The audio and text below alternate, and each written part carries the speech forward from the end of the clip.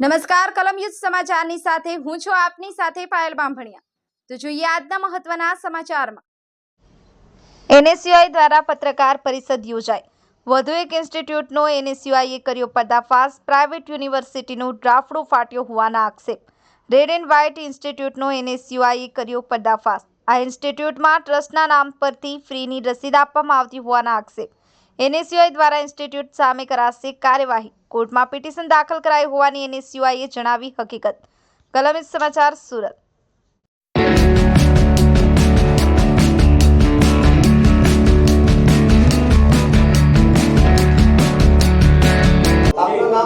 મારું નામ એડવોકેટ ધવલ રાણા છે।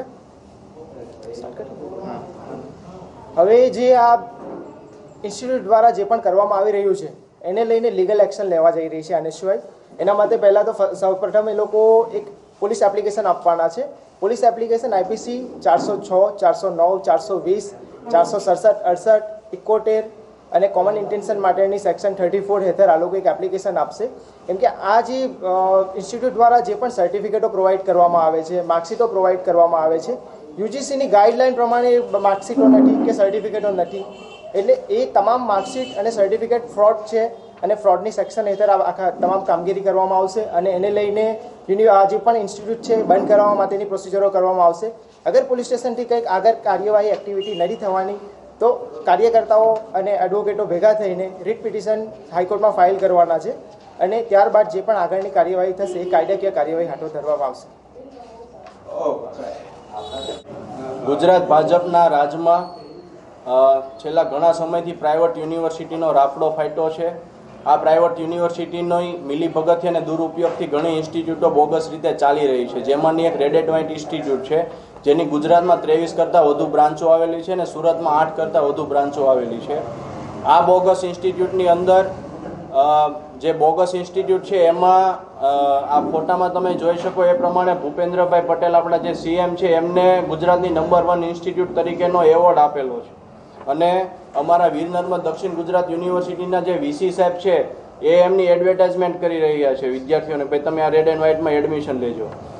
અમે યુનિવર્સિટી વીર નર્મદમાં આરટીઆઈ કરી તો એમાંથી અમને માહિતી એવી મળી છે કે યુનિવર્સિટીએ આ બોગસ ઇન્સ્ટિટ્યૂટને ચેતવણી બી આપેલી હતી કે ગુજરાત વિધેયક કોમન એક્ટ મુજબ તમારી ઇન્સ્ટિટ્યૂટ ચલાવવી એ બોગસ છે, કારણ કે જે તે વિસ્તારમાં દક્ષિણ ગુજરાતમાં તમારે યુનિવર્સિટીમાં વિસ્તારમાં તમારે ઇન્સ્ટિટ્યૂટ ચલાવવી હોય તો એ વીર નર્મદ દક્ષિણ ગુજરાત યુનિવર્સિટીની એનઓસી તથા રાજ્ય શિક્ષણ વિભાગની મંજૂરી લેવી ફરજિયાત છે, પરંતુ આ લોકોએ મંજૂરી બી લીધેલી નથી અને આ લોકો પાસે એનઓસી બી નથી ને એમને ચલાવી રહ્યા છે, જેને લઈને અમે વીસી સાહેબને બી રજૂઆત કરી હતી, પરંતુ કોઈ પણ પ્રકારની કાર્યવાહી કરવામાં આવી નથી।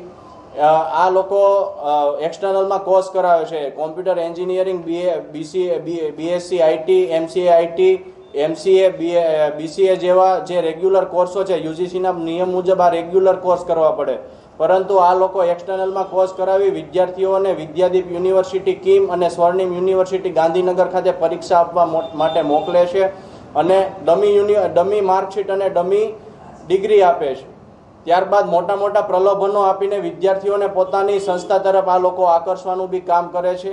અલગ અલગ સ્કૂલોમાં જઈ ક્લાસીસમાં જઈને સેમિનાર આયોજિત કરે છે અને એવું કહે છે કે ભાઈ અમે તમને લાખોના પેકેજીસ આપીશું, પ્લેસમેન્ટ આપીશું, ફોરેનમાં મોકલીશું, પણ એ બધી ખોટી વાતો છે, ખાલી પોતાની બાજુ આકર્ષવા માટેની આ બધી વાતો છે અને એને લઈને અમે ઘણા બધા સ્ટિંગ ઓપરેશન બી કર્યા છે। રેડ એન્ડ વ્હાઇટના સ્ટાફ બી એવું સ્વીકારે છે કે ભાઈ અમે ડમી યુનિવર્સિટીમાં અમે તમારું એડમિશન કરાવી દઈશું અને તમારે ખાલી પરીક્ષા આપવાની છે, તમે ખાલી એક્સટર્નલમાં પરીક્ષા આપો એટલે પાસ બી થઈ જશો, એની બી આ લોકો જવાબદારી લે છે। એક દિવસમાં એક પેપર જ લઈ શકાય, પરંતુ આ લોકો 2 દિવસની અંદર 6 પેપર લઈ લે છે અને આ સંસ્થા સાથે 40,000 જેટલા વિદ્યાર્થીઓ જોડાયેલા છે, જે પોતે સંસ્થા સ્વીકારે છે। એક વિદ્યાર્થીની ફી દર વર્ષે 1 લાખથી લઈને 3 લાખ સુધીની હોય છે। 40,000 ગુણ્યા તમે ખાલી 1 લાખ કરો તો બી કેલ્સીમાં એરર આવી જાય, એવડો સ્કેમ છે આ લોકોનો, જેને લઈને અમારી સરકાર પાસે હવે એવી મુખ્ય માંગણીઓ એવી છે કે આ સંસ્થાની તમે માન્યતા રદ કરો અને જે બી આ સંસ્થાના માલિકો છે એમના વિરુદ્ધમાં ફોજદારી દાખલ કરો।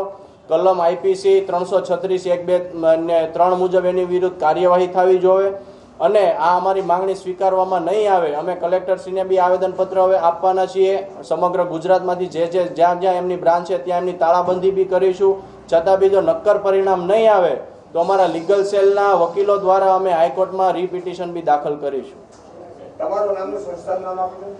મારું નામ મિતેશ અડિયા છે, ઉપપ્રમુખ પ્રદેશ NSY અને red and white institute multimedia institute.